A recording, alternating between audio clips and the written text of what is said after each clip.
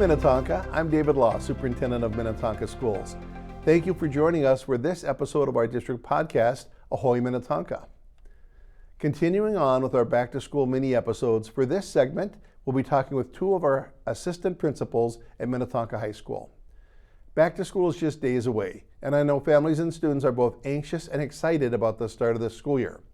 Our guest today will help set parents up with what they should know to be ready to begin a great year at Minnetonka High School. Joining me today are high school assistant principals Darren Best and Emily Rosengren. Darren and Emily, tell me a little bit about yourself. Well, I'm Emily, and I'm an assistant principal at Minnetonka High School. I started teaching social studies here at the high school in 2001. I taught social studies for 20 years. In the midst of all that, I was an instructional coach with Darren and mentored new teachers and worked as a cooperating teacher with folks that were just entering the field, and then chose to pursue my administrative license a few years ago, and am super lucky to be back at the high school. This is a really important place to me, and I love that I get to be here and I get to work with friends and I get to do good work serving students and teachers. Thank you. Awesome. It's good to have you back. Thanks. Darren. Yeah, Darren Best, assistant principal as well. I started in 2002. I spent 18 years in the math classroom teaching math. I was also a ninth grade football coach for many years here as well. Instructional coach with Emily, and like Emily, started the administrative journey reluctantly in some ways, because had a little bit of fear about, well, what if I have to go somewhere else? And Minnetonka has been a really critical part of my growth and my leadership journey, and I'm just feel really fortunate to continue to be here as an assistant principal for my 22nd year here. Wow, a lot of experience in the building and seeing the program grow. Mm-hmm. Well, one of the first things we did last year, when it was my first year, was a new initiative called All Aboard to help students come back to school or come to school. Tell us a little bit about the All Aboard initiative and what that looks like from the teacher perspective and what it feels like from the student and parent perspective. Mm-hmm. Sure. So All Aboard was one of the most important things that we did last year to help teachers and students kind of acclimate to a brand new start. So the idea came from teachers.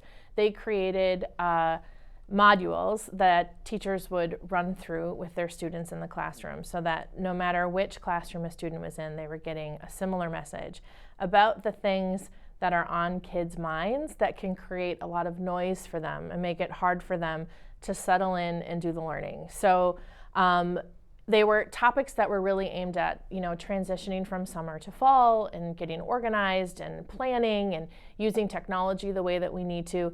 And it really was critical that our kids got that message in a unified way. So this year, we're rethinking the way that we approach All Aboard, knowing that it's the second time around. So trying to make it better. Our ninth graders are going to get sort of a special extra version of it with their counselors in the second week of school. That's really just tailored towards helping ninth graders integrate into our community. I'm excited about it. The teachers have worked hard, the team has worked hard, and our students, I think, really benefited from starting on the same page. And actually, I heard good things from staff and from parents about that intentionality to start the school year. So I give you a lot of credit for setting up the tempo for a great school year. Yeah, it really helps set students up for success. Everybody gets a little more confidence about what are the things it takes to make it work here. So transitioning to a different program, MAST, which has been a fairly traditional Wednesday opportunity for students to get additional support, that's switched themes this year to anchor time. Mm-hmm. And I know we are kind of wondering, what caused that switch? Who was involved with the change? What will it feel like that's different for students? Yeah, one of the things that I love about this place is we're always, we lead with what if. What are the things that are working? What are the things that might need some tweaking? And we took a look at MAST and looked for feedback from students, from staff, from administrators, what's working. And we found that MAST was great at a time, and it served some of our needs for a good length of time. But we started to notice, looking at our data, that it wasn't meeting the needs that we wanted to meet. Namely, one of the big ones was out of all of the groups that we surveyed, students, staff, administrators, the limited access was really becoming a pinch point. Once a week, 40 minutes, it would be could be multiple weeks before a student could get to a teacher to access that additional support. So what we did is we gathered a committee and we looked at some other options. We looked at what some other schools were doing with student support time embedded within the day, and that was an important component to us as well. And what we came to was once a week wasn't enough to the point of access, and we came up with a model that really gives all students access to the instructional experts on a really regular basis. So within a period of 2 weeks, you will have a dedicated extra 25 minutes with each teacher to get additional support. Kids may be working on other things that they need to be working on during that time, but the key elements is we've never had more student support time in a schedule, and we're really excited about it. The other component to it is we're going to have more time at lunch. Every lunch is going to be 40 minutes long, so there's some additional time for students to get what they need during that time as well. So we'll probably measure this on students who have more support from teachers, probably do better academically, both in classes passed, other assessments at the end of the year. Is that one of the measures you could look at in May to say this is how we know this worked well? Yeah, absolutely. That, and additionally we have a new digital system that's going to be helping us monitor who's seeing who during what time. So on the individual student level, we can see from the big picture side of things, we can see who they worked with on Tuesday during anchor time, who they worked with on Wednesday during anchor time. So we can really be specific about the things that are working for those students, who we might need to bring them in to see additional times.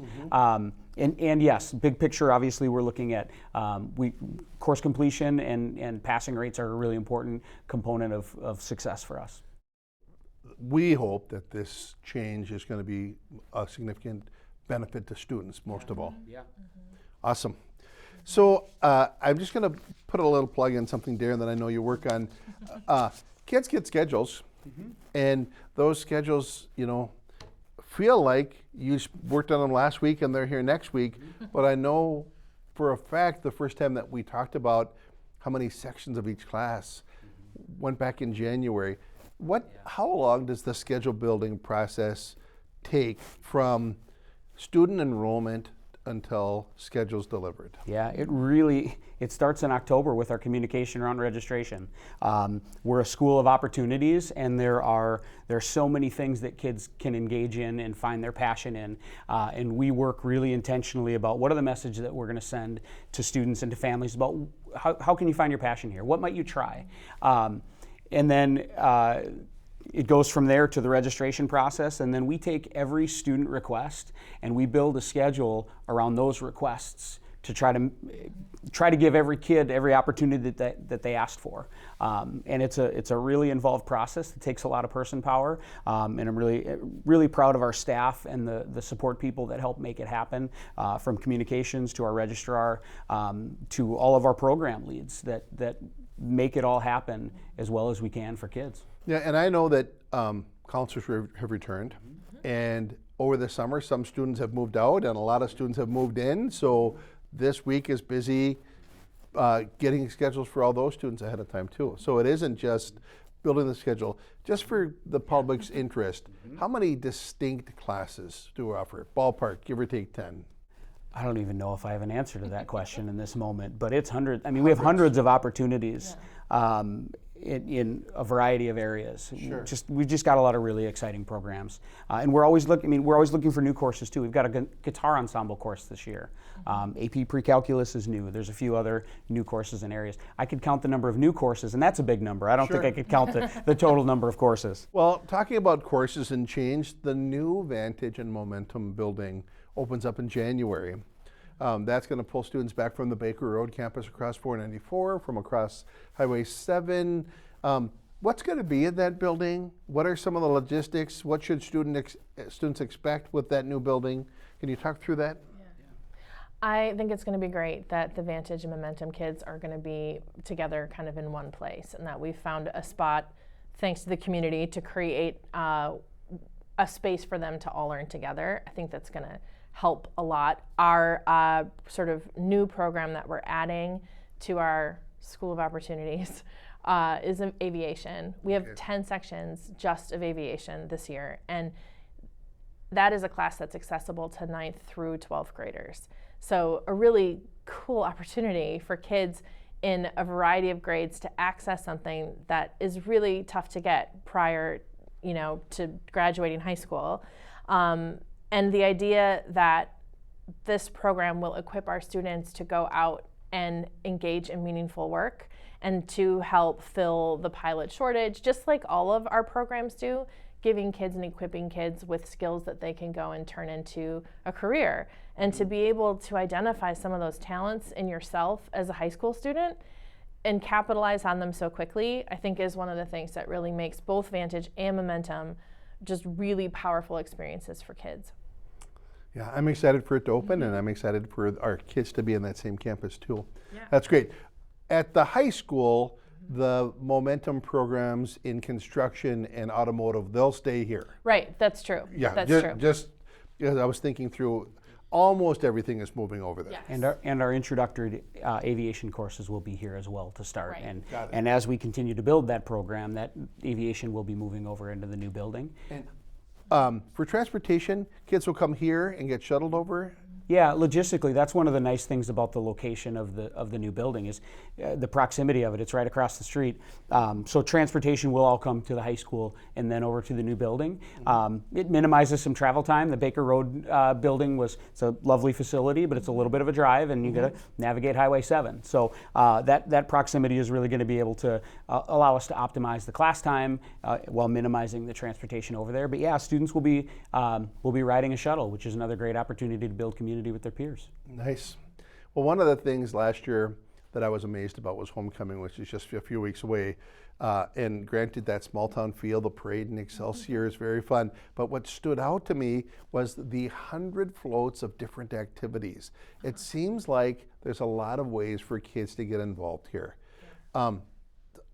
Beyond the traditional state high school league sports, what are some of the opportunities that stand out to you as novel or unique for kids? Well, our kids have all kinds of ways that they can plug in and engage, and I think one of the great things that we've done for our students is to give them an avenue to create their own club or activity. So we really hear a lot from recent graduates how important it is for our kids to connect. And if someone has an idea for something that they'd like to see get off the ground, we have a way for them to do that. We present all of the activities we offer to kids. This year it'll be on September 13th, and they can get connected. I think our school is a better place when kids bring their unique interests and talents in. I think also it's important for students to connect in other ways too, and there are lots of adults who are just waiting for them and eager to connect in return. So their counselor, obviously their teachers, who are such an important part of the student experience here. Even assistant principals sometimes, absolutely, are nice people to connect to. But we really work hard so that all of our students can feel like they belong and to feel like they have a place that celebrates them for who they are. So I attended the new student tech luncheon last week as a way for kids to come in early, get their technology, get shown around the building, for parents to lower anxiety coming into the school. If you're speaking to parents who are sending students to school this year, what's some advice you'd have for a parent whose student is going to be the first time here, whether it be a freshman or an upperclassman?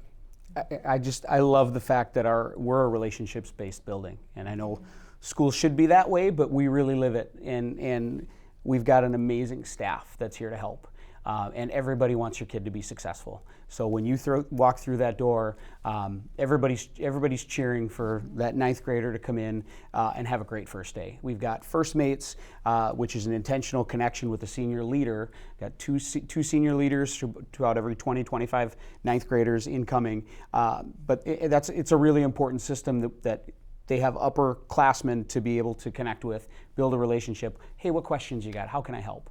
And there's just a spirit of willingness to make sure every kid feels welcome here. To your point about the clubs too, our staff is committed to make sure every kid feels like they fit here and can be successful. I think too that Mr. Erickson, our head principal, does great things to communicate to families. So for parents who are vibrating at a very high intensity this time of year, his communications come out on Sunday nights. He's really active on Instagram. So there is a way for families to get the information that they need, kind of when they need it, in time for them to approach that next set of events. If it's the first day of school, if it's homecoming, those things get communicated in a way that's meant to not bombard families, but to keep the communication really consistent. So they know Sunday night, I'm going to get an email from Mr. Erickson. It's going to have everything that I need. Yeah, at a recent board meeting, our parent survey came back, and one of the things that I'm so proud of for the high school, for your team, is that the parents rate the communication, 90+ parents rate the communication out of Minnetonka High School as excellent or good. So they're informed. So as we're wrapping up, just quickly, one quick statement. What are you most excited about for the start of school? Darren? I'm really looking forward to the events. I mean, even small interactions. I love interacting with our kids and with our staff in the building throughout the day, but watching kids perform, watching kids compete, watching kids create in their element. It warms my heart to see them just really thrive in an environment where they're really passionate about something. And those events, you talked about the homecoming and homecoming parade, those are really great events that just bring our community together. And we get to rally around kids and celebrate together. I think there's not a whole lot better. I think Darren stole my answer. I think it's like kids doing kid stuff is the best part, and being able to watch them have fun together and to be teenagers together and to get dressed up and to wear their colors and to show up for their teams and to be good at the things that they're good at and to try new stuff. It's so much fun to be with kids. I miss kids. Yeah. Well, we're excited to have them come back. Yeah. Well, thank you both for being here. As we close, I want to thank you for taking the time to connect. And please get out and enjoy the last few days of summer, the state fair coming up. Some very warm weather, but some beautiful weather. We can't wait to see you and your students back in action. Until then, take care, and I look forward to seeing you all again soon. Thank you.